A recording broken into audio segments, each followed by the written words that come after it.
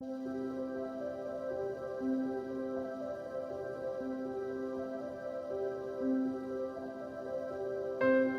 and welcome to my podcast on radical self-love, an Ayurvedic perspective on healing body and mind. My name is Sandra Hayes and I'm a Vedic practitioner, meaning I utilize Ayurveda, yoga and Vedic astrology as well as transformational creativity to help you become a conscious creator of your own life, health and well-being. For more information and for access to my online learning platform, The Little School of Happiness, please go to www.sandrahayes.eu.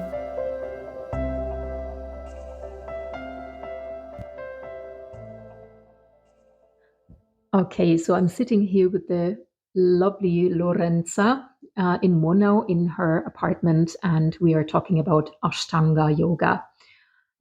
We're both Ashtanga Yoga teachers in Murnau, and we had a chat about it quite recently, about all the misconceptions that are still there about Ashtanga Yoga, and maybe also a little bit about the fear that some people have of joining an Ashtanga Yoga class. And we decided that we will come together and talk a little bit about us and our experience of Ashtanga Yoga. But first, Lorenza, tell us a little bit about you, first of all. Where are you from?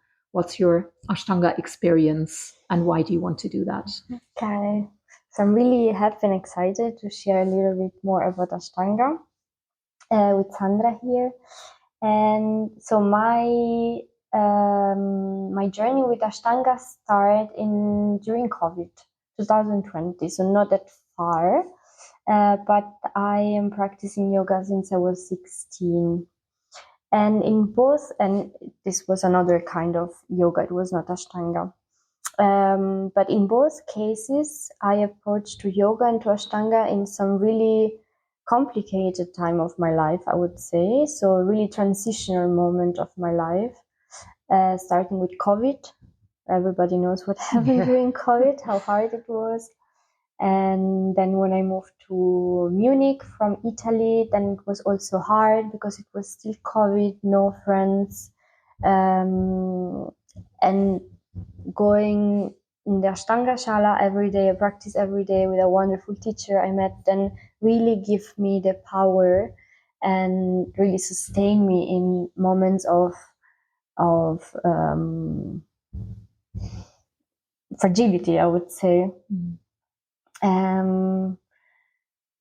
It helps me a lot, I would say, to build up slowly more and more acceptance relationship with myself and with others and with the circumstance around me. So the situation was exactly as it was. I just needed to tune inside, see what I could change inside of myself and build up this strongness to and the trust and the faith to do it alone. And this more than other styles of yoga. I would say I tried mostly all the styles of yoga since I was 16. And then when I arrived to Ashtanga, then it was like, okay, this is it. Yeah. And how old are you now? I'm 27. And yes, so it's 4 years that I'm practicing Ashtanga. Yeah. And with different periods, of course. So the first period was once a week. And then it becomes more and more until I was practicing also for months every day. And now my relationship with Ashtanga has changed a little bit, and I would say in a positive way, because I practice every day, but not the full primary series. So I believe that has changed in a more deeply healing way and not like a duty you have to do like this. Yeah. So in the mind change. And I know also that your interest is not only in the asana, of course, it goes much deeper than that. Can you talk a little bit about your background? Yeah, I was studying anthropology in university, and then my master, I studied Indian philosophy. So my master thesis was exactly on Ashtanga. So I took 1.5 years of my life to studying and reading about Ashtanga with two really good professors, one in Deutschland, in Munich, and one in Italy. And it was a wonderful experience to go deeper into Ashtanga. Yeah, I can imagine that. I'd love to read that, actually. So nice, because you were about Tantra and Hatha Yoga, Ayurveda, Chakra, and everything that you also know really good. And from that moment on, I understand that this was somehow my path. So sharing Ashtanga and sharing yoga was what I really wanted to do. Yeah.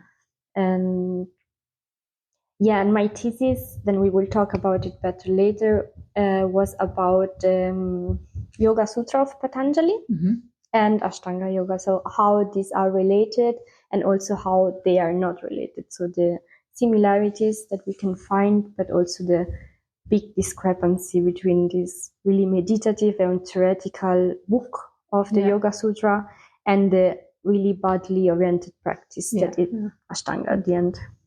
And for anyone who doesn't know the Yoga Sutra, it's a classical text written by an Indian sage called Patanjali in maybe around 200 AD or something like that. And in this text, it's a compilation of knowledge that already existed before in the Vedic teachings, but he just compiled it very neatly for us in 4 chapters and about 200 aphorisms that describe the practice of yoga, but in the classical sense, not just, the way we know yoga from modern days on the mat, but the background of it, what actually, why do we even do it? And we'll talk about that a little bit more later. Please let us know about your background with yoga. I'll tell you as well. I'm in a different age than Lorenza. I'm in my 50s now, going through different needs. But for me, also Ashtanga Yoga is a very important practice and has always been since my yoga journey started. My yoga journey wasn't really as straightforward because my first contact with yoga was as a teenager because my mother had a book about it in the bookshelf. But at that time, what really interested me about yoga was more the breathing exercises. So I would sit as a teenager and do the breathing exercises. Cool. And then I got pregnant for the first time when I was quite young still. And then I started to really do yoga asana as, pregnancy yoga, I suppose. And then my path was really kind of not very straightforward. And I was very interested in the philosophy, studied a little bit of Buddhism. And it was really the philosophy that then led me to do more yoga. And I did a yoga teacher training. I lived in Ireland for a very long time. So this is where I learned most of my yoga knowledge. And it was funny, actually, the way I started when my first teacher training happened. This is one of those synchronicity stories, I suppose. So I'll just tell it briefly because this was a teacher that I used to go to, and it was really the first teacher that I actually really liked because when I was younger, even though I was really interested in the philosophy and in the breathing techniques, but the actual yoga classes or asana, I found it quite boring, to be really honest. I didn't really like going to yoga classes, but there was this one teacher and I liked her style. So I went to her for some time. And then she started to announce that she was doing a yoga teacher training. And I really wanted to do it, but I didn't have the money. And I thought, well, okay, I can't do it. I don't have the money. But in that same week, I got a phone call. My son was in primary school and I had applied for funding for the bus, for travel money, and I never got a reply back from them. And all of a sudden in that week, I got a call from that office. There was a new secretary and she found my application from years before. And she said, we owe you about 2,000 euro, which was roughly the amount that I needed for the yoga teacher training. So that's why I got into that. So I did that, of course, but I realized also very quickly that it was Ashtanga yoga where my heart was really. And so I was looking online to find an Ashtanga yoga teacher. And I found a couple, but one in particular that I really liked, and that was David Collins in Dublin, in Blackrock, in Ireland. And I used to just travel there. It was about 1.5 hours drive from where I was living, or more even, depending on the traffic. But I used to drive there just to take a Mysore class, a self-practice class, because for me, this was mind-blowing, where it was eye-opening, because there was a room full of people. And at the time, it really was still, a room full of people.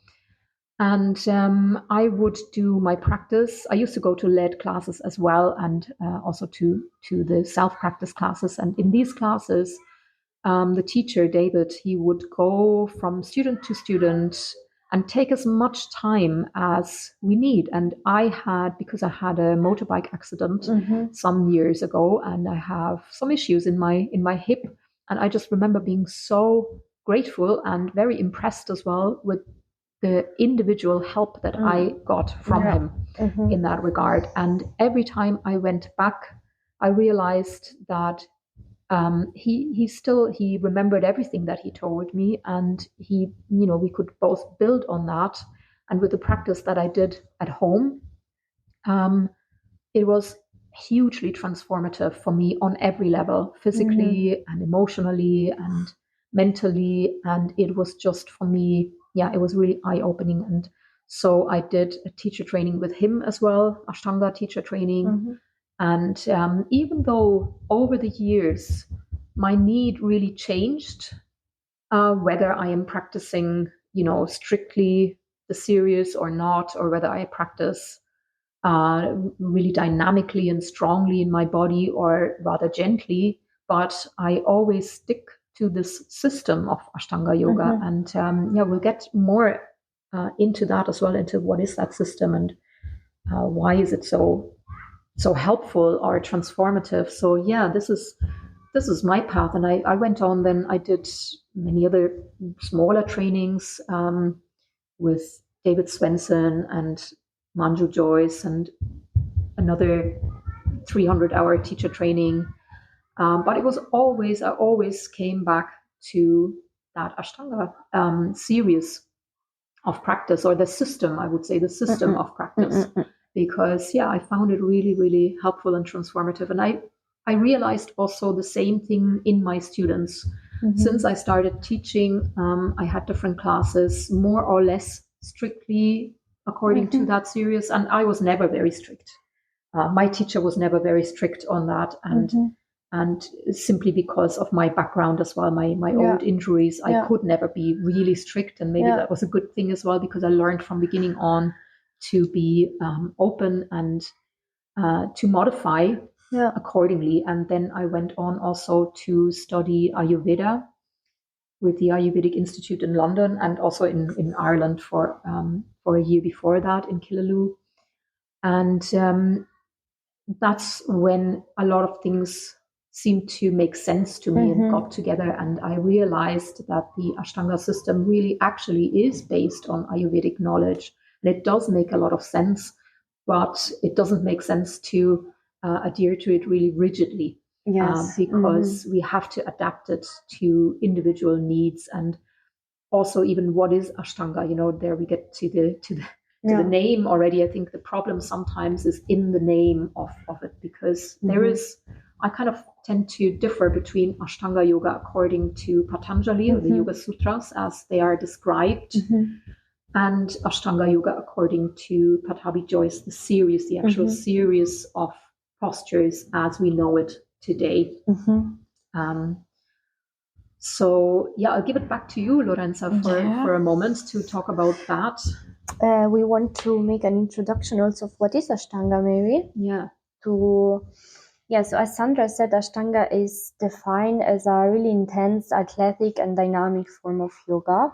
It's a modern style of yoga, so it's born in the 70s in India, in Mysore, and as its root in Hatha Yoga. So a lot of postures that come from the Hatha Yoga tradition we can we can find mostly the same in Ashtanga Yoga.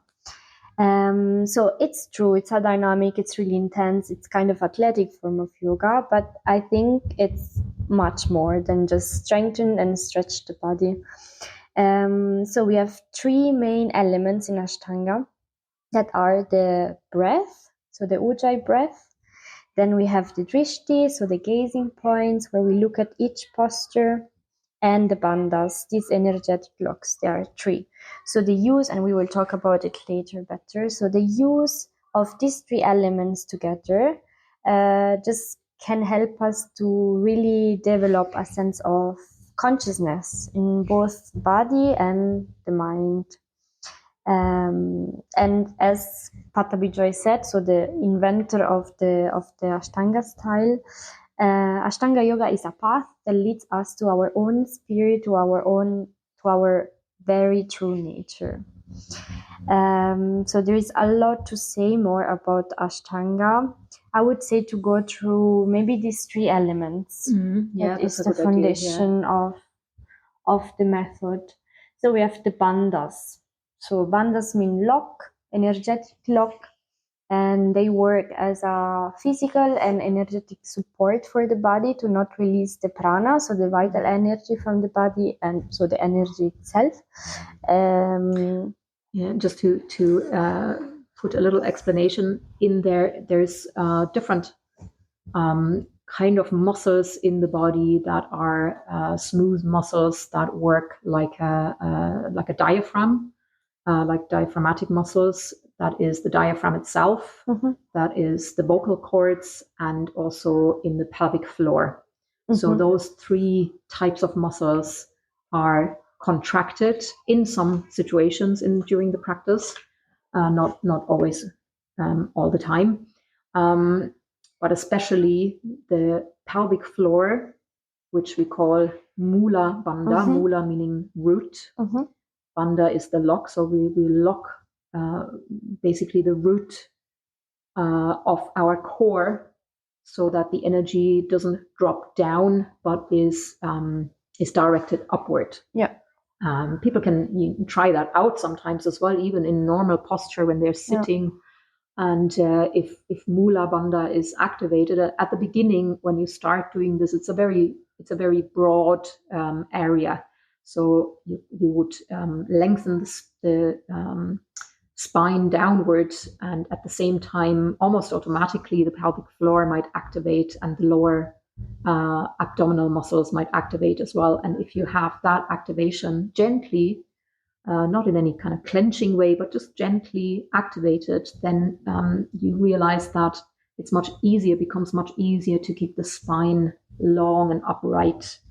And sometimes people can try that out as well, because when you let go of that lock, then your posture generally sinks down as well. So that's Mula Bandha. That's the one that is most important in the Ashtanga system. Yeah, because once you activate that, then the other, so we're talking about Uddiyana Bandha in the practice of asana, then activate itself alone somehow. So everything, as you said, starts in the Mula Bandha, that we can say.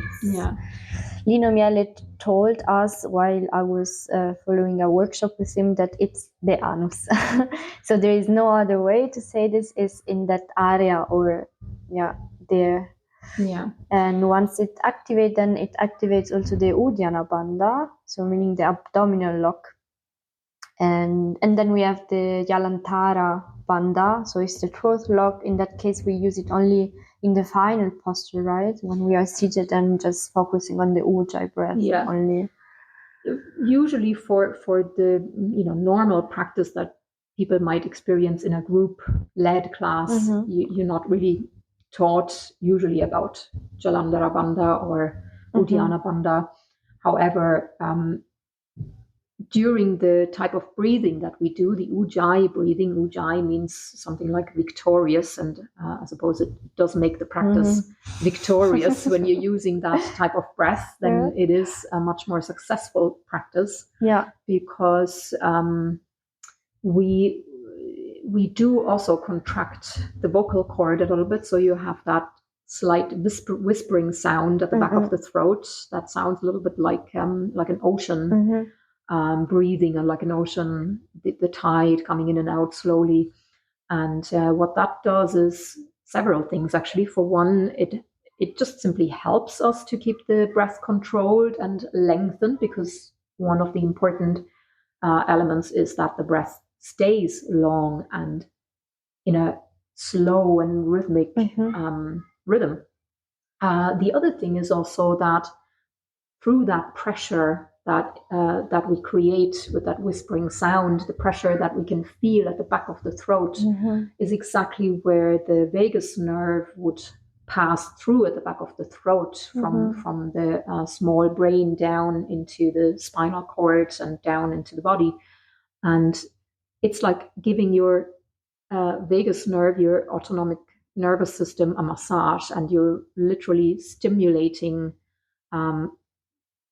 the nervous or the vagus nerve, so you are calming yourself down. And it's a beautiful practice, even without the postures. It's just sitting and practicing that type of breathing, or lying down in bed at night when you can't sleep and you're doing ujjayi breathing. It's a very calming and beautiful practice, and that's one of the key elements also of the Ashtanga system. Yeah, because if you think about all the asanas in the Ashtanga system, cannot be done breathing through the mouth, for example, because the energy would just go away. Yeah. So through the ujjayi, we keep the energy and the prana flowing inside the body and really support the asana itself. Yeah. There is a huge difference. Sometimes I feel it when I for any reason, maybe my ujjayi breath is not super deep sometimes, and I really feel also in the practice itself. Yeah, it makes a huge difference. Really big. I suppose I want to clear up one thing as well about Mula Bandha. I'm just thinking of some misunderstandings as well that sometimes occur, because I remember there being a lot of discussion about Mula Bandha for women. Should women practice Mula Bandha or not? And for me personally, my opinion on that is that Mula Bandha is a very subtle and gentle practice. It does stimulate Muladhara chakra as well. For women, that is at the back of the cervix. And it's not about clenching or forcing anything. And also, you're not holding it all day long or anything like that. You use it for your practice, and then very consciously after the practice, you are relaxing it. So in that sense, practiced like that, I do think that it's very beneficial for women. Yeah. For all people. Really interesting. Yeah, absolutely. And my teacher in Munich told me that at the end, all the Ashtanga practice is bandhas. So any asanas that you're going through that you can maybe not, that you're blocked in this asana, then focus on the bandhas, and then everything will just go. Yeah, unblocked. Maybe that brings us also to the next point, which is drishti, because I'm thinking of when we are in the Ashtanga version of sun salutations, of Surya Namaskara, as opposed to the classical versions of the sun salutations, we actually hold one posture, which is Adho Mukha Svanasana, the downward facing dog, for 5 breaths. And during that time, we focus on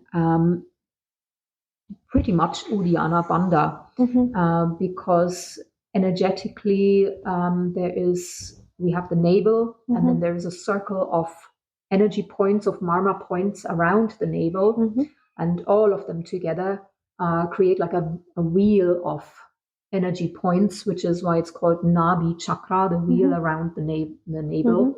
And this is what we focus on while we are staying in downward facing dog. So we would activate that energy area. It's not just one small point, but it's a whole area that is all connected between Uddiyana Bandha and Nabi Chakra, which we do in order to create heat in the body as well, and to stimulate Agni, the digestive fire. which is one of the reasons why we even do so many sun salutations at the start of the practice, so that we increase our Agni, which means we want to increase our metabolism, because the practice is a detoxifying practice, among other things. And so this is where it all starts. All disease, according to Ayurveda, is caused by two things, really. By one is a imbalance of our doshas, of our constitution, which is also what we want to generally even out. And the other is too much toxins in the body, which are just simply elements that have not been fully digested. And every healing is about digesting those elements fully. And for that, we need to stimulate our Agni, which is what we do in this first part of the Ashtanga practice. Yeah, the inner fire, the inner heat. Yeah. To then eliminate all the toxins through the sweat also, Exactly. right? In fact, the first series of Ashtanga, it's Yoga Chikitsa, so healing through yoga, literally means. And we sweat. So through sweating, by eating the body, through sweating, then we release all the toxin from the body, internal organs, muscles, but also mental toxins. And I suppose this is why maybe it's the most difficult part of the practice, is that first part where we do actually really get sweating. And especially for people new to the Ashtanga practice, they tend to sweat quite a lot. Not everyone, but a lot of people when you start, because there is a lot to sweat out sometimes, a lot of toxins to sweat out, but that's one of the important elements of the practice. And so talking about the drishti, so we come back to the drishti, and we have different, as you said, we have the nabi drishti, so let's say the navel, then we have the nose, then we have the third eyes, then we have the hand, the toes, the side, we have the thumb, we have upward also the big toes.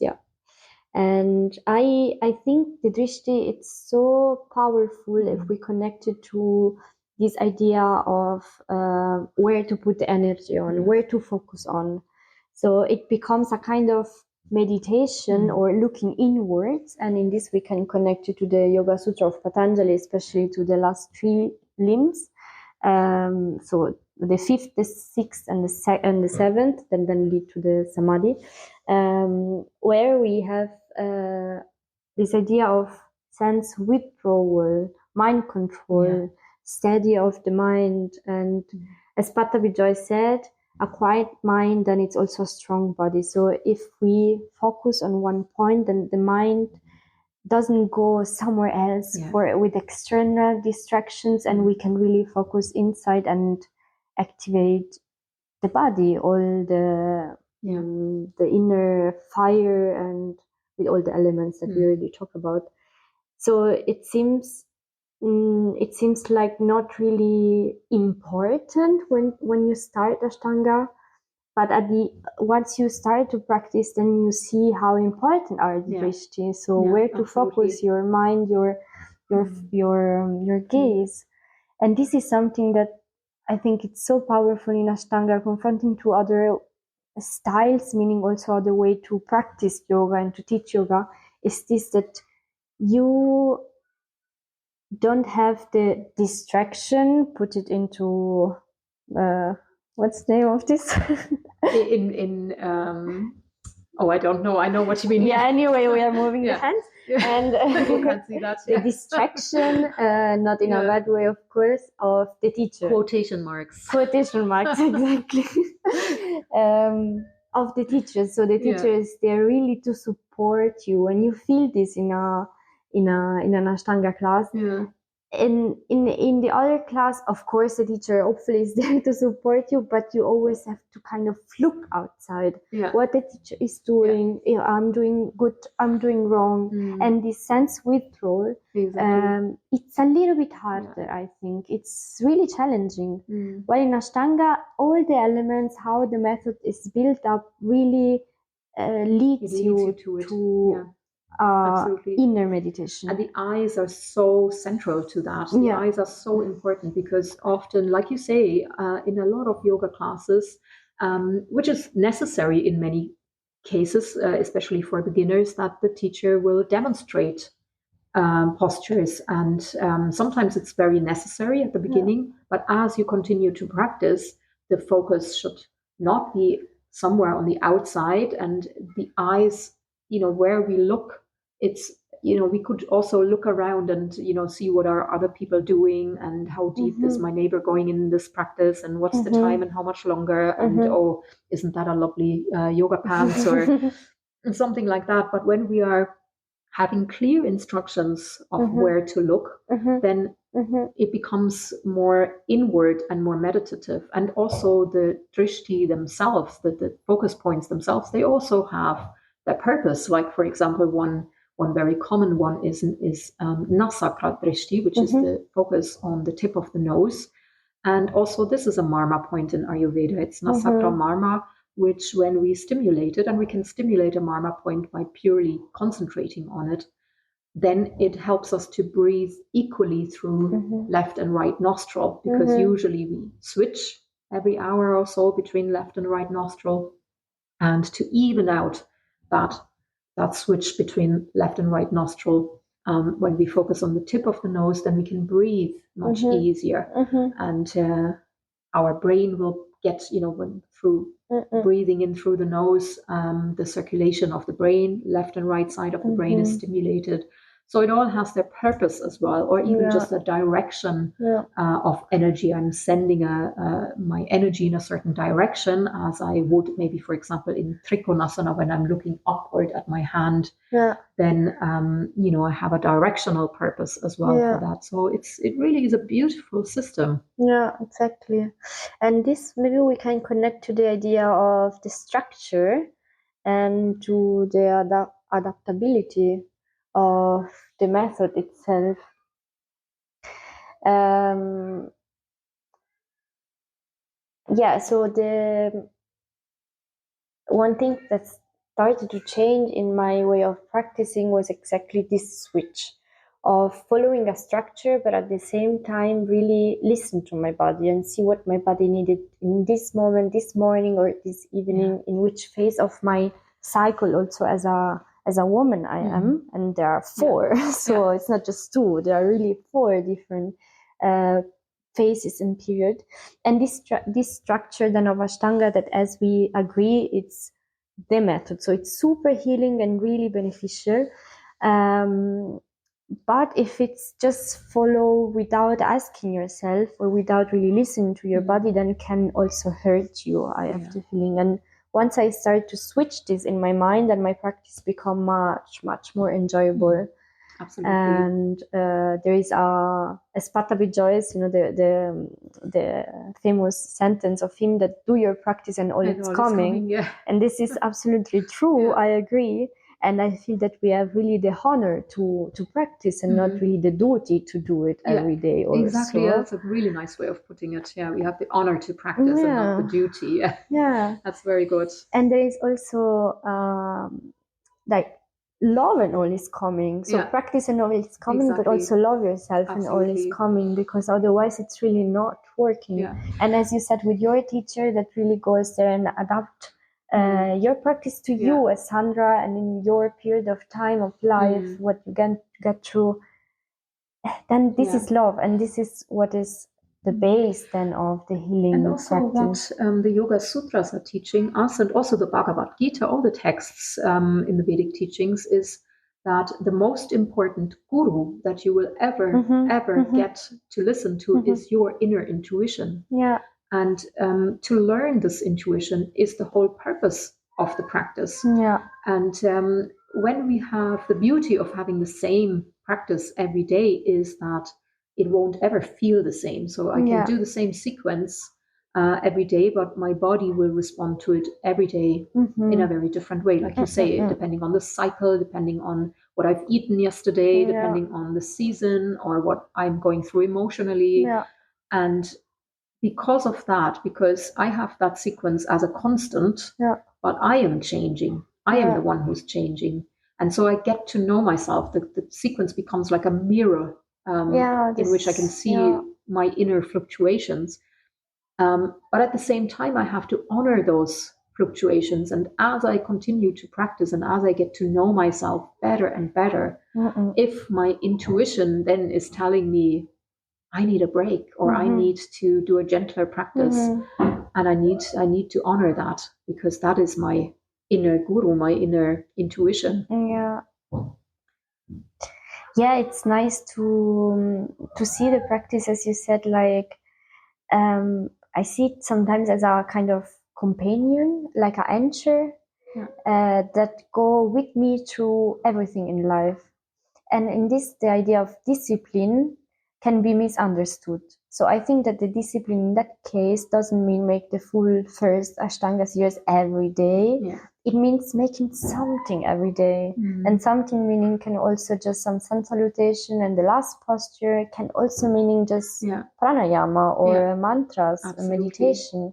But this discipline, so not just of the asana of Ashtanga 1 hour and a half or 2, it's really what comes into play when our mind is clouded by negativity thoughts, when we are lazy or stuff like this. So this also, it's something that I feel it, the practice as really as a anchor on my life, up and down, wherever I do something. And sometimes it's asana, sometimes it's pranayama, sometimes it's something else. And maybe there is a difference, between the needs of female practice, feminine practice, and masculine practice. Because as women, we definitely go through maybe more cycles, and it's there's a greater need maybe to connect to our emotions, our inner intuition.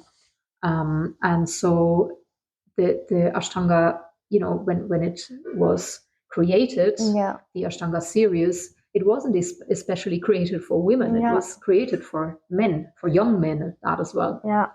So the fact that it has to be adapted is obvious to me as well. But I don't think it was ever really meant to be taught rigidly. I don't think so. And I remember asking this as well. I've asked Manju Jois during a workshop that as well, and he also said it was never meant to be taught in a rigid way, because even though we have that series, and I also, over the years, I've always, I go away from it, I come back to it, I change it, I come back to it. It is, like you say, it's a good friend that stays maybe for life. And the second series partly as well. But it is like a thread, like, you go like in the myth of, I can't remember the name of that myth, where you have that, you go into the cave and the labyrinth, and you have that wool, that thread of wool, that thread that leads you. And to me, it's a little bit like that. It's an Ashtanga practice. You have it. You just have it. And you can come back to it anytime. And it is a familiar thing, and it's beautiful. Absolutely.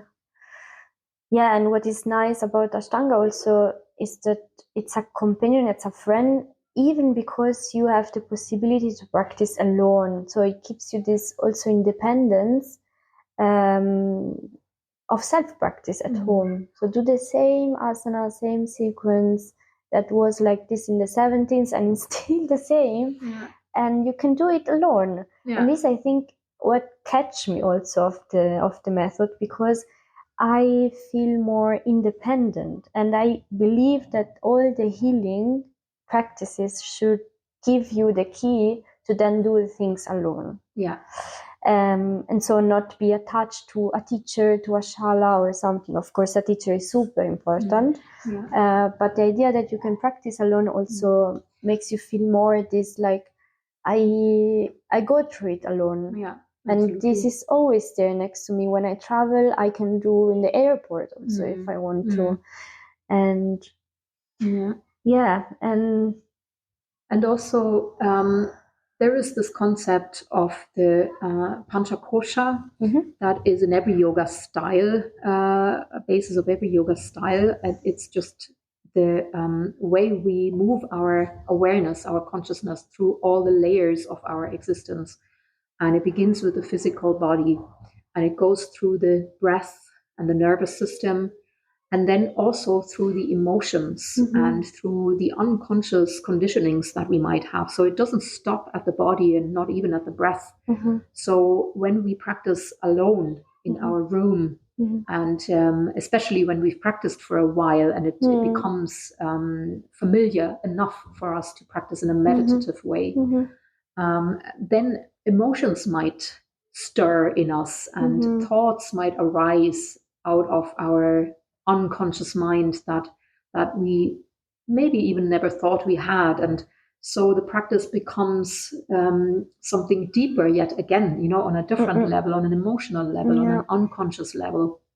And that for that to happen, though, we have to sometimes be alone with the practice. It doesn't happen easily when we only experience the practice in a class setting. Oh yeah, this is super interesting, true. Yeah. And in the traditional way of practicing Ashtanga, then we have 5 days of Mysore, so this self-practice also, so in a shala with other people and the teacher, and then only 1 day of led class. So the method is built up mostly on this deep inner awareness and meditative. And Mysore classes, just for those who don't know what Mysore classes are. So the Mysore class is take the name from Mysore, the city in India where it's born, where it practiced the first time, and is a method where you practice the series of Ashtanga, the asana, at your own pace. So you are in a room full of people where every student practice the same sequence, maybe with some modification, but everybody at their own pace. So if you're doing Surya Namaskara because you just arrived in the shala, maybe there is next to you your friend and student that it's practicing already at the end because it arrived 1 hour before. And the teacher is there to really support you in the practice and to give you personal advice, because also the teacher has more time to have everybody under kind of control to support them as best for the individual needs. And while the also, led class, also it doesn't only have to stick to the postures of the primary series or even any series. Because of that individual approach, yes, the series is the thread that we all work toward or work along. But if somebody, like myself, that was my experience as well, if I need something different because of whatever reason, because of old injuries, like in my case or in other cases, I actually remember my teacher's Mysore classes. That was really impressive to me because it was full. It was a really full class. It was a small shala, so there wasn't really a lot of people who fitted in. But in that small room, there was probably 30 people, 25 or 30 people, and that was, mat against mat. And among those people, there were people doing second series, and there were people sitting on chairs who were cancer patients and who were doing very, very gentle movement of a completely different kind, and pranayama practices and everything you could imagine in between.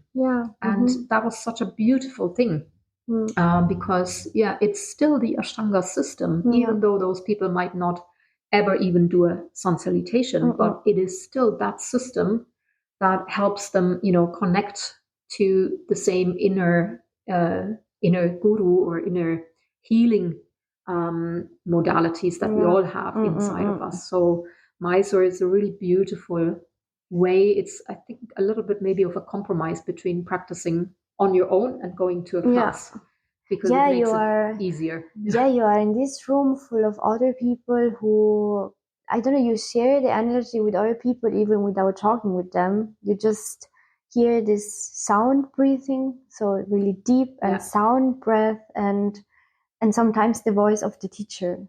And this is so beautiful also to practice in silence. I feel that, and I love that sound. I love that sound of 20, 30 people breathing Ujjayi in unison. It's so it's powerful. Really beautiful. It's really, really powerful. Yes, once you try, then as we said, it's hard to go back to other styles. Absolutely. That's passionate. I would. So for me, my experience was with this. I have some things maybe to say about menstruation, about our cycle being. So as Sandra said before, the practice of Ashtanga and the female body. So as she said, it's born Ashtanga for male and for young male. So a really specific kind of body.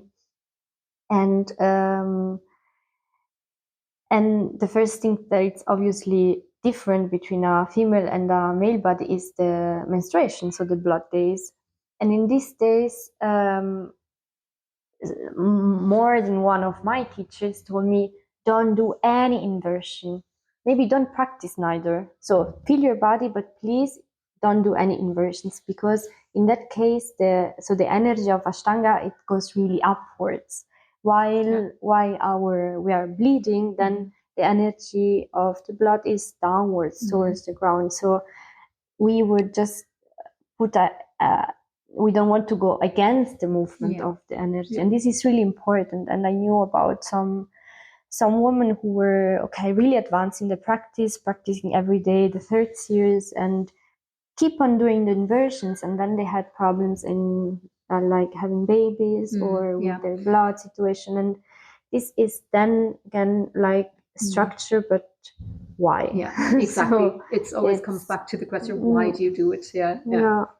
Yeah, so the cycle of menstruation, first of all, and also the bigger cycles, we are both in different periods of our life now. Lorenza, you are young and in your pitta phase of your life, you're menstruating.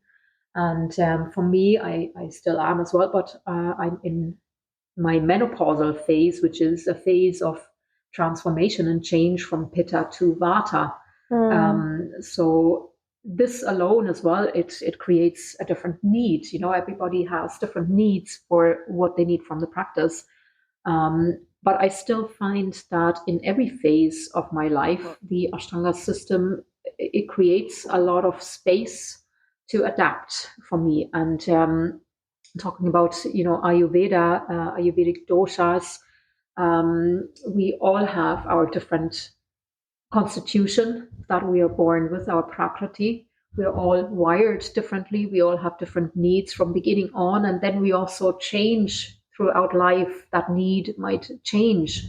And we might need, for example, in the Ashtanga primary series, some people, when they are have maybe, for example, a kapha imbalance, so they have a little bit more toxins in the body, or more, they have to deal with things like blood sugar, cholesterol, or whatever it is, or they're a little bit overweight, or whatever, or maybe they have a tendency toward depression, then all the movement in the primary series is really good for them. But on the other hand, if somebody has to deal with more, vata type issues, and maybe they have anxiety, or they have different issues related to menopause or things like that, then too much movement is not so good. So maybe it's you can adapt the practice in that way and just leave out all these jump throughs and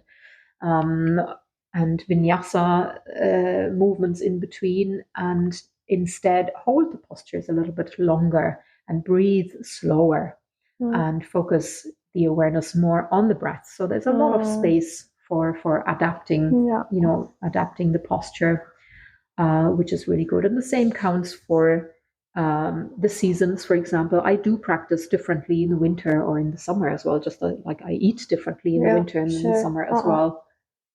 So just to adapt, to have the freedom to adapt the posture to your own need, to your own, the body's intelligence will tell us as well, because the body is, like I always say, the body is an intelligent, living and self-healing organism if we let the body. It's all about balancing our energies out. That is what yoga is about, what the yoga postures are about, what hatha yoga is about.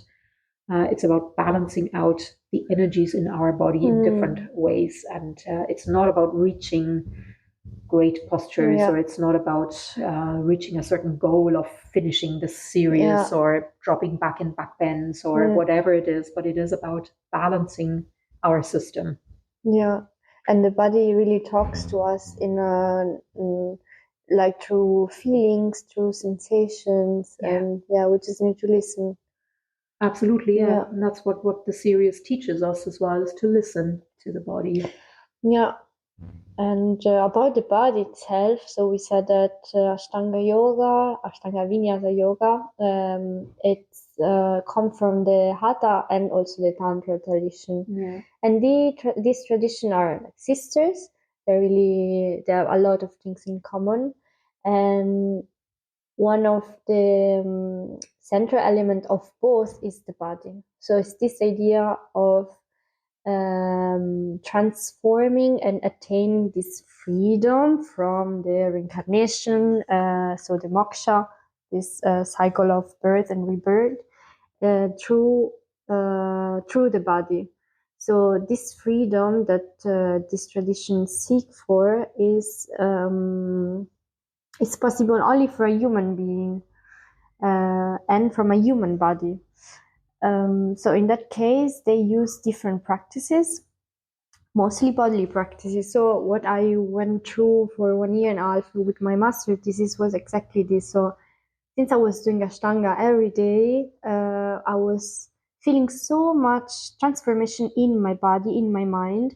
And once I read the Yoga Sutra, then I couldn't really find a lot of connection between the two, because the Yoga Sutra said the asana should be just comfortable and stable.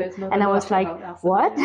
We do so many asana, and it's based mostly on the asana. So what's wrong with that? What I'm missing? And so I get through deeper my knowledge about Hatha, about Tantra, about the Patanjali Yoga Sutra, and to understand how from Pattabhi Jois on, so also the teachers nowadays, I made some interviews of different teachers in the contemporary Ashtanga scene, how they combine this really obvious discrepancy between this theoretical and meditative book, the Patanjali Yoga Sutra, with the Ashtanga practice, because the Yoga Sutra of Patanjali is taken as the book of yoga, mostly of the modern yoga. And it was so interesting to see the different opinion and the different ideas everybody had about it. It's really beautiful at the end to also here, I think it's adapting. So it's adapting to a meditative book to a bodily practice, and so that Ashtanga become a meditation movement. And this is, at the end, you can see some similarities with what Patanjali is saying about the sense withdrawal and the meditation and the so at the end it was really interesting to go through how Ashtanga from Pattabhi Jois on try to justify a little bit the using of this book that has so less to do with body. Exactly, so it comes from Hatha and Tantra, bodily speaking, but has a lot to do also with the mind and the meditative practice of it's like we use the body as an entrance point into the mind. In both cases, even if you are in Patanjali Yoga Sutra seated in the asana, Padmasana, both if you are doing a drop back. So it's at the end is the same meditative. Maybe it would be a good idea at this stage to just explain what actually is written in the Yoga Sutras about Ashtanga Yoga. What does Ashtanga mean? Ashta is 8, Anga is limb. It's the yoga of the 8 limbs, or the 8 paths, the 8 parts. And all of these parts we try in Ashtanga Yoga to integrate in our practice. Even though we start in the body, we use the body as a vehicle for that.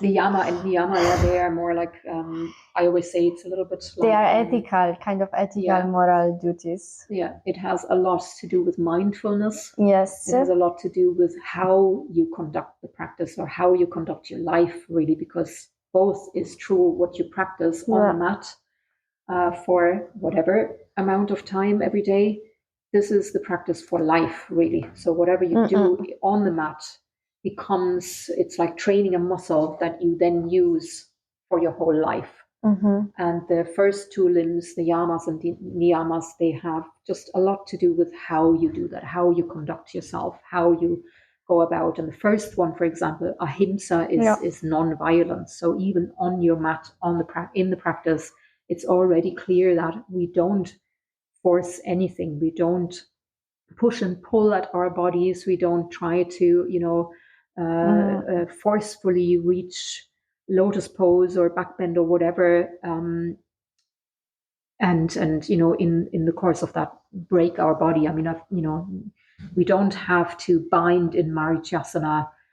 We don't have to dislocate our shoulder in order to reach the bind or anything like that. So we have to practice very mindfully. That's really the sense of these first two limbs, the yamas and niyamas, and that we practice in the moment, that it becomes a meditative practice, that we're not trying to grasp onto any outcome of the practice, that we're not only practicing because we want to get something from it, or we want to whatever it is, lose weight, I've heard many times as well, or because it is a kind of a exercise type as well these days. And but we don't practice in that way. We practice mindfully, so that it does become a meditation. And then the third limb is asana.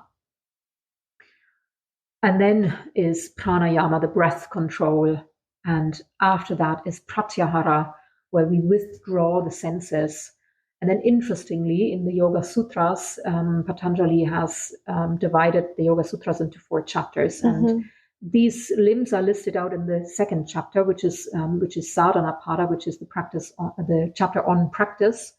But the last 3 of the limbs are not written in that chapter. They are written in third chapter, which is the chapter on the siddhis, on basically the outcome of our practice. What do we gain from the practice? So actually what we gain from the practice is better concentration, is meditative state of mind, and at the end samadhi, which is that kind of really blissful state that we feel when everything is in perfect balance. And even though we use the body, like you say, in Hatha Yoga, the body becomes the focus, because Hatha is maybe, I think, a form of Tantra, or comes out of the Tantric teachings. Tantra, And the Tantric teachings started because after a time where spirituality was only for ascetics and people who go away from the world or from life and become monks and meditate a lot, people started a movement that made life itself the vehicle for spirituality. So that means everything in it is spirituality. It means the whole of our life, our body, with all of their parts and bits and pieces, all of that can be a vehicle into spirituality. So that's where it comes from, that we use the body as well, that we look at the body as the entrance point, I say, to greater, deeper spirituality. The Tantra, what is really interesting about Tantra is this connection between the macrocosmos, so the universe with the stars and the planets, with our microcosmos. So we are exactly the same, with a lot of cells and energy and channel and nadis and prana moving all the time. And so it's at the end, it's a really nice combination between what Yoga Sutra said, but also of what the tradition of Tantra and Hatha said. And for example, a nice technique from one of the teachers that I interviewed from Italy, to put together the Yoga Sutra with the Ashtanga bodily practice was to say, okay, the asana should be steady and comfortable, but this can happen also in Trikonasana. So when you go in Trikonasana, then there is a point where you feel really steady and comfortable in there, even if you are just moving, opening your chest and arms up, not seated. Or Yoga Chitta Vritti Nirodha, that most of the people knows this sentence about the Yoga Sutra, is at the end what happened at the end of a Ashtanga series. If you really use all the elements and so the Bandha, the Drishti, and the Ujjayi, then you enter in this really deep awareness state of meditation, moving while moving and not sitting. This sentence, Yoga Chitta Vritti Nirodha, that's the second sutra in the book, in the first chapter, that Patanjali describes what yoga actually even is, and it is the calming of the fluctuations of the mind. It's literally, stilling. And chitta, that word refers to not just the mind as we see it, maybe in our language, but in the whole area of what can be a part of the mind, which means also the unconscious mind.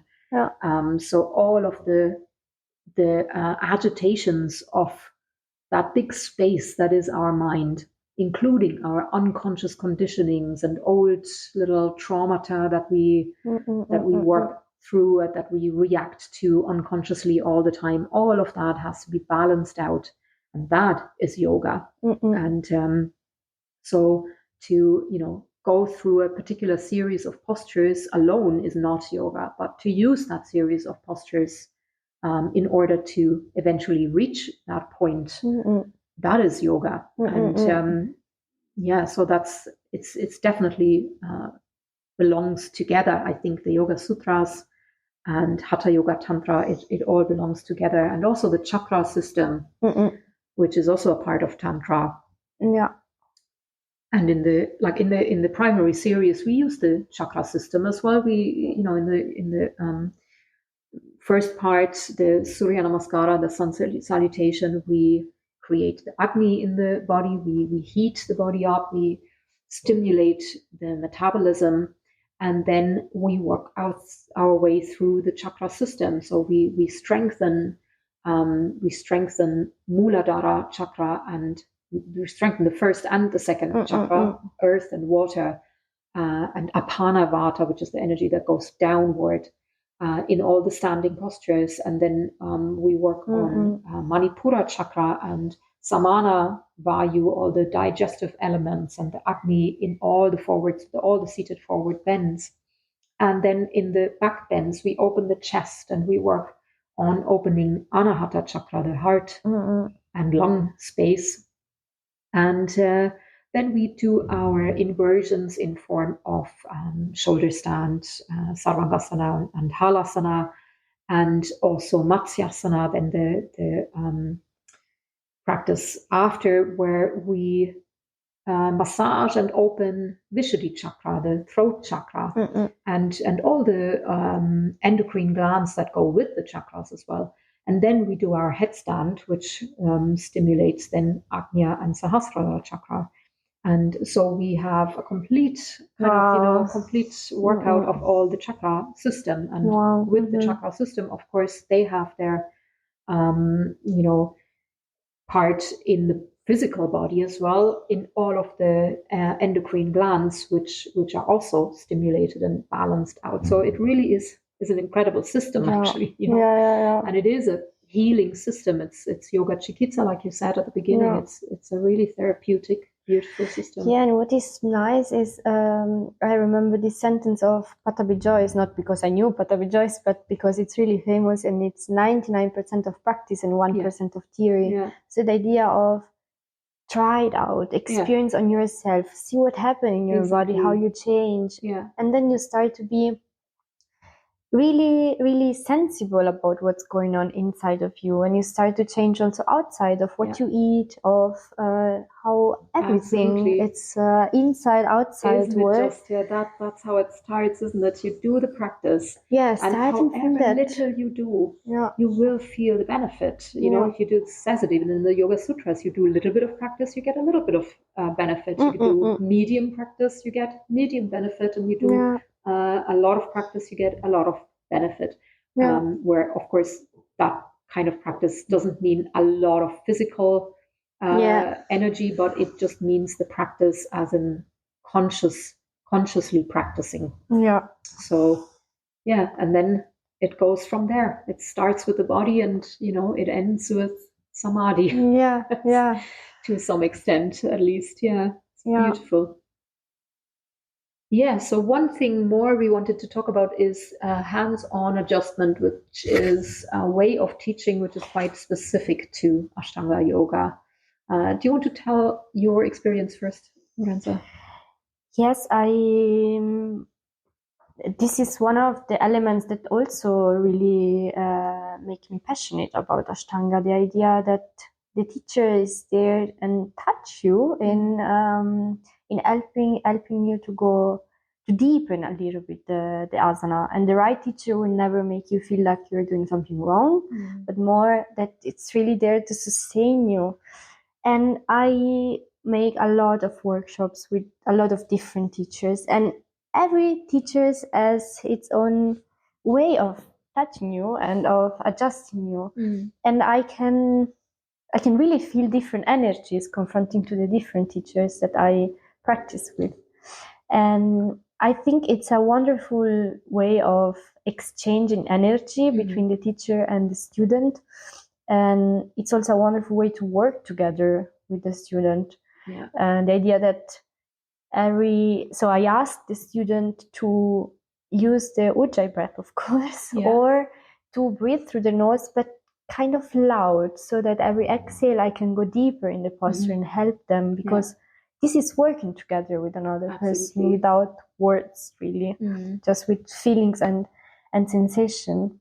And it's kind of really a silent relationship then of trust. And this is so beautiful. It's also absolutely beautiful.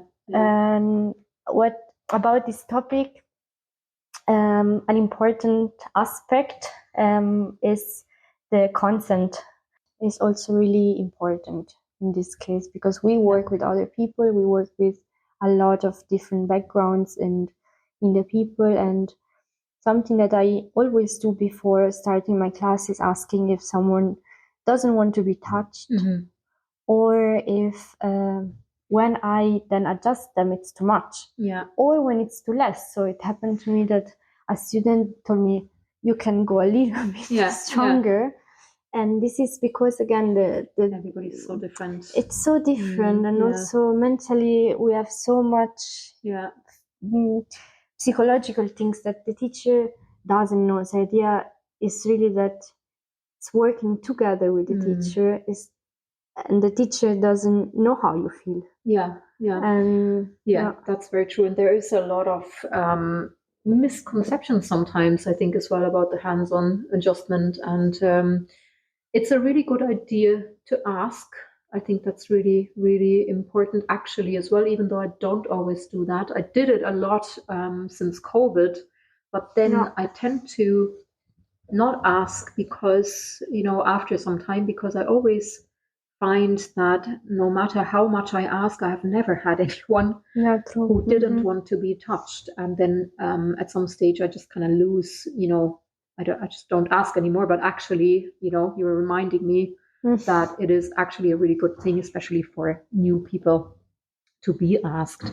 And then the touch itself, it has so many layers to it as well, because I was always someone who loved the hands-on adjustment. And it almost feels like there's somebody actually really minding me. There's somebody really taking care of me.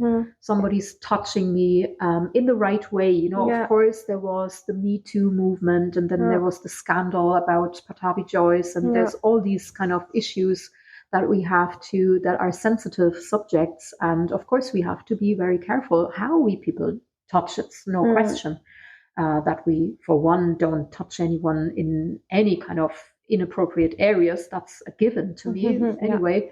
And also the strength of the adjustment, that we approach it very gently at first, maybe, and especially if we don't know a person very well, that if we adjust them, well, I tend to do it very gently at first, and then only when I get to know the people, because some people, like myself, do love the strong adjustments as well. But also it has an energetic reason. If we see yoga as a practice, or the yoga postures also as a practice very similar to traditional Chinese medicine and practices like shiatsu, which actually a good friend of mine is a shiatsu practitioner and a yoga teacher, and she always refers to shiatsu as yoga for lazy people, because somebody else is pulling you into the postures. So, but also in the yoga postures, and especially, in Hatha yoga and the Ashtanga series, it is about the meridians and the nadis, the fascial meridians as well. And so we place our hands there where energetically it makes sense. So for me personally, because I'm an Ayurvedic practitioner, I would use the marma points for that.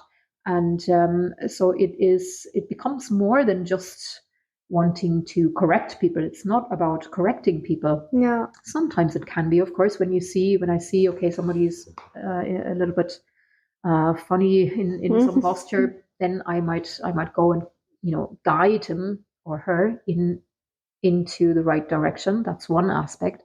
But a much more important aspect is the energetic connection that we have, and the guiding of energy rather than of just the physical body, that we place our hand on a marma point or on a particular area of the body with very gentle pressure, guide in a certain direction that allows that person to feel which way to open up to or deepen into, rather than just thinking about it in the head. Because if you only rely on verbal instruction alone, then people tend to stay in the head, and it's much more direct communication from hand to body, that you can then feel which way. And most of the time, I think it feels really, really good to most people. And if somebody doesn't like it, which honestly I really have not come across that yet, except maybe during the height of COVID, that people were scared to be touched, and I didn't do it then either.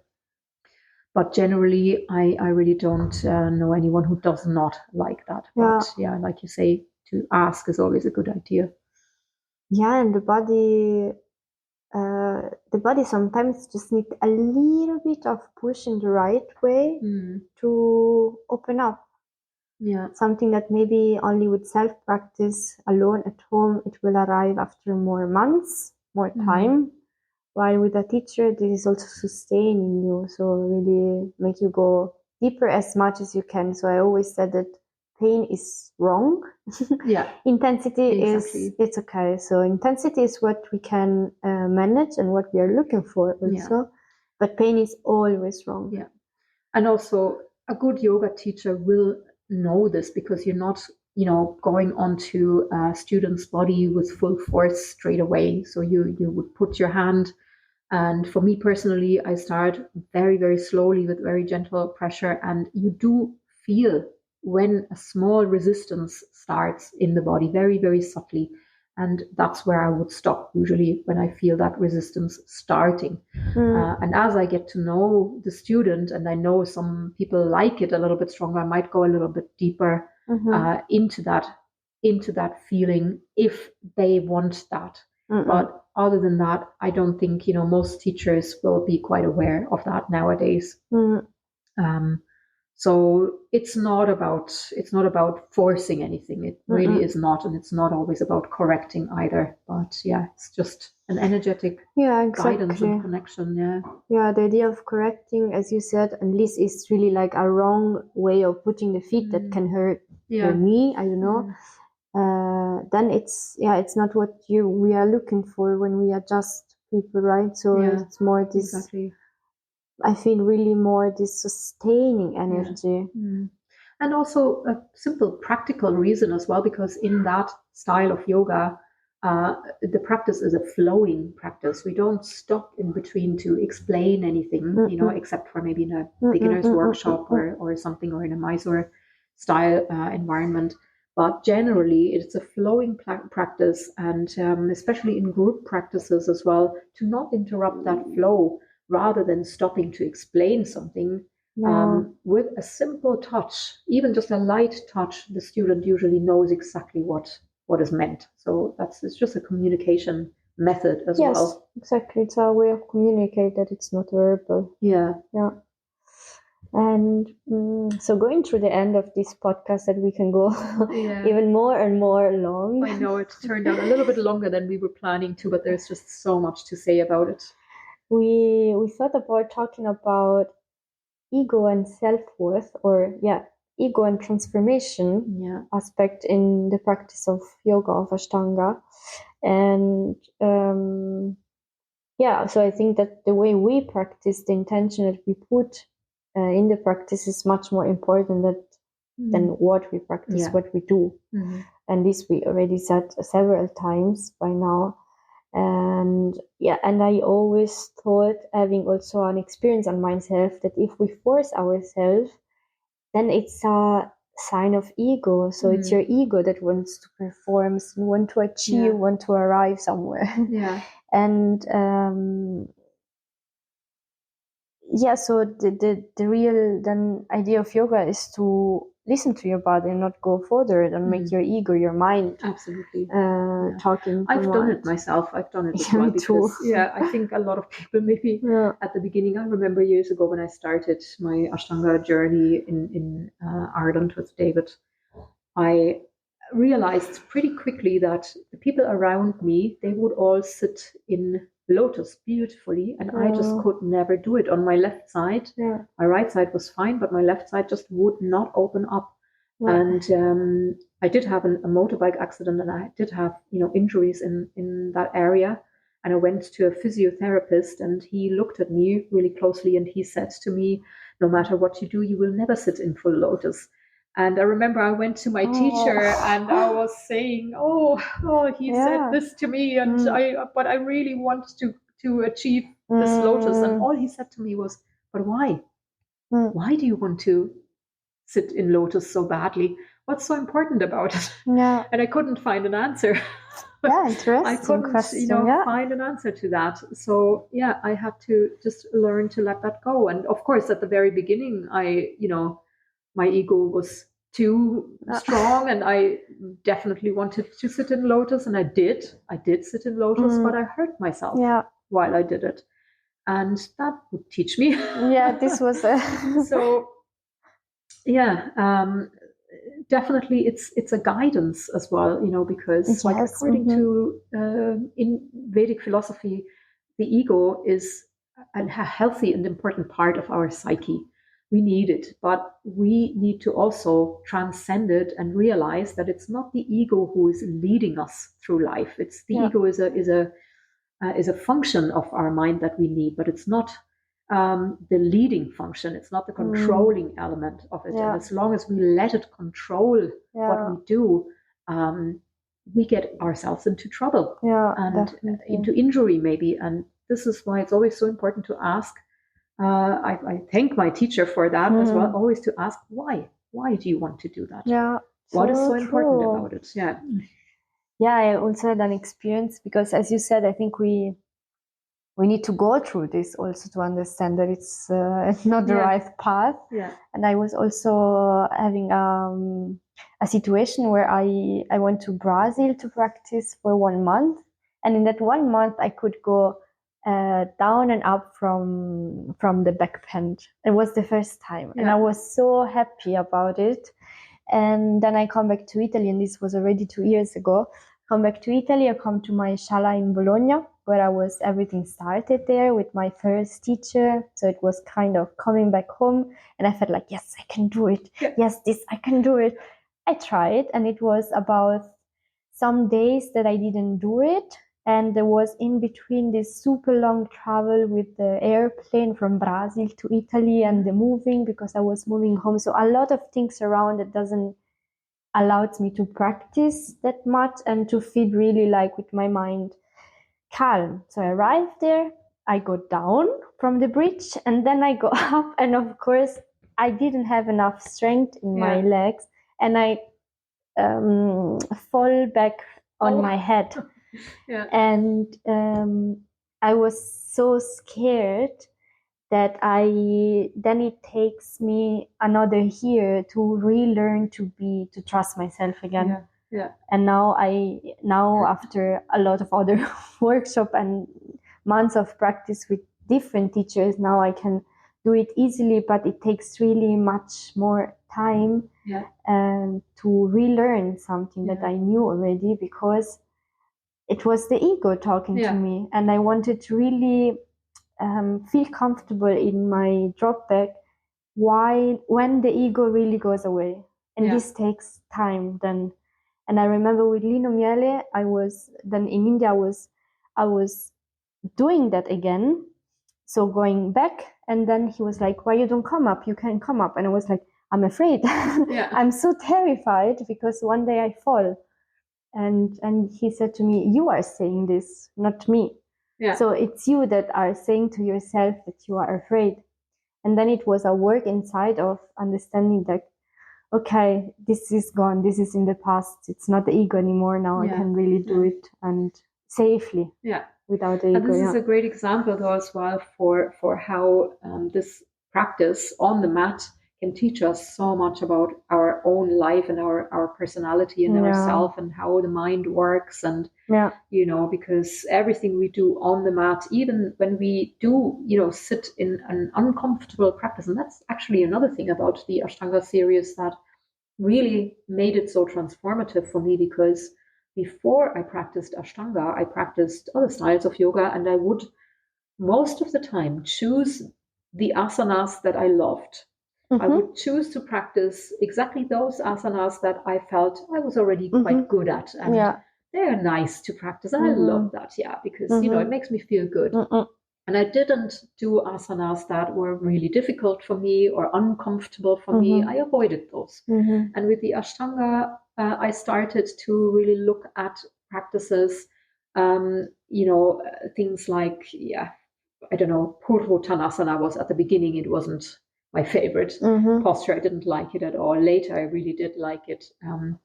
Or, you know, different practices that I would not have chosen otherwise. But they were the practices that taught me really a lot about myself as well, and how to stay in an uncomfortable position on the mat and just, there's nothing else to do but to breathe through it. And when you learn that, I think, then also in life, situations in life, absolutely, you know how to just breathe through it and to just take the moment as it is. And that's a huge part of any yoga practice. Another, you know, Yoga Sutra, Abhyasa Vairagya Abhyamta Nirodha, one of the sutras that says that we should practice and let go. And practice is not necessarily the postures, but practice as in conscious practice, to be conscious, to take every moment and every situation in life, to take it on, to accept it and be aware of it absolutely and completely, and at the same time let go of any expectation. And that is the secret to a happy life, really, you know. And you practice that on the mat. That's the practice. That's like you go to the gym to strengthen your muscles, and then when you go out of the gym, you're still strong. You know, you can use your strength for other things. Absolutely. That's it's yoga in and off the mat, and Ashtanga has so much to teach you. It's so also from these subtle things. And from India again, from Lino Miele, I think it's a really good teacher in this, because he had so much experience in teaching. And so once I go up and back, coming back to the drop back, I was like, okay, take it slow. Now you learn from your past error, and take it slow and see what happened tomorrow, because tomorrow the body is different than now. So let's see. And then I had some trouble the next day to come up alone, even if the day before I did it easily. And he didn't help me to come up this time. he would just watch me with all the other of the team, just watch me. And I couldn't. This day I just couldn't. And he come to me, and then we did it together. And he come to me and he said to me, if your friend decided to drive a car, really drunk, what you said, you would go with them or not? Yeah. If your friend decided to jump on a window and told you to do so, you would do it or not? And so this was such a clear message that he gave it to me, to not take things in a hurry, or take the things really like step by step. Yeah. And it's not if yesterday I did something that I'm able to do it today. Every day is a different practice, because you have a different body. Yeah. And it tests a lot my ego in that simple phrase, simple sentence. And I have to thank him, because from that moment on, I most of the time now I can go up and down, but it's now. So then let's in the... When you're in the moment, then it becomes easier. Yeah, when you really... And it was a really message of saying, listen to yourself. It's yourself. Absolutely. And so much really lessons. And if you can listen, I also think, if you can listen to all the message that the practice give it to you, and that the right teacher give it to you, then you really get stronger in... Absolutely. Yeah. The biggest takeaway for me, though, with all these years of practice, of practicing Ashtanga, the system of Ashtanga, is really that intimate relationship that you form with yourself and with the body and with your mind, and you really get to know yourself on every level so much, and you can't not actually fall in love with your own self and with your own body, just as it is, with all its kind of weaknesses or whatever it is, because it's like forming a relationship. You're actually forming a relationship. You're spending quality time with yourself every day, or as much as possible. Yeah, so true. And you can't not, have a good relationship after that with yourself. So that's the biggest thing for me. Yeah, it's really powerful. And now we talk for 1 hour and a half. I don't know, but at the same time, the idea is to practice, to check by yourself, to see your experience, how it is, what happened inside of you.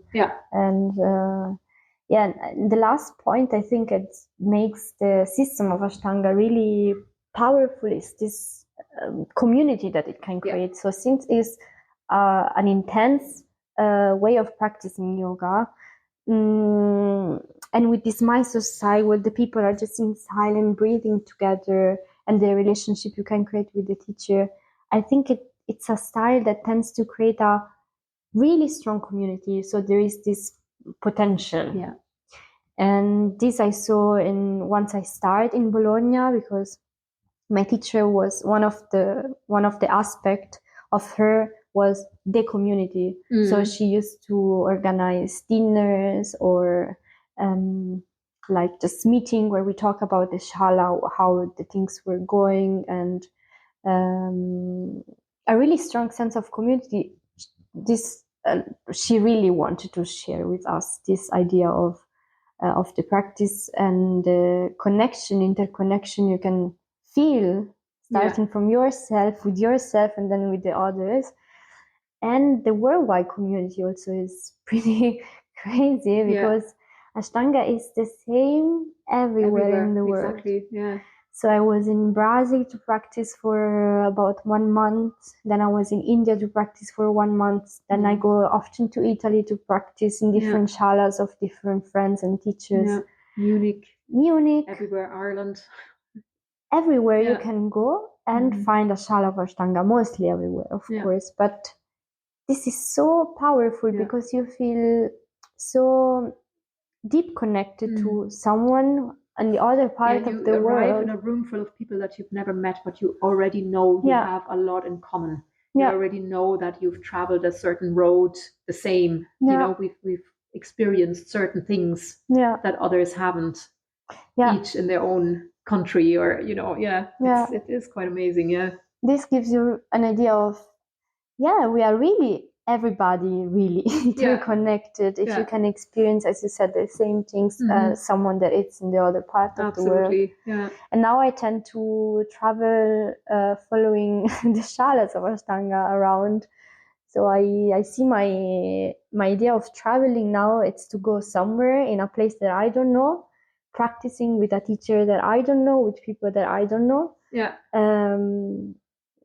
So discovering something new, but at the same time being with my practice. Because at the end, it's you can change teachers, you can change place, you can change a lot of things, but the practice is yours. So you decide also how much to go deeper or not, and everything. And the teacher is there really just to support. Yes, this I really feel in the Ashtanga field that I support you. I don't. Exactly. I wanted you to do it alone because you're able to do it alone. Absolutely. I'm just here to support you. And that's a beautiful thing. Okay, I think we got everything. We've come to the end for now. We might maybe do some more at another time. Let's say that the podcast is finished. And we cover a lot of themes and subjects we wanted to cover. I think me and Sandra could really go along and talking for other 3 hours. Something, of course, you could talk for hours about it. And I would just say, if there is more that is wanted to be talked about, more questions or something, some other issue, then let us know, and we will do that. And any questions you have about the podcast, about the subjects and everything, we are here. And see you on the mat. I'll see you, exactly. We'll see you on the mat. And for me, my website, sandrahayes.eu or sandrahayes.de for Germany. And if you want to get in touch with Lorenza, yes, you find me mostly on Instagram, lola.aum,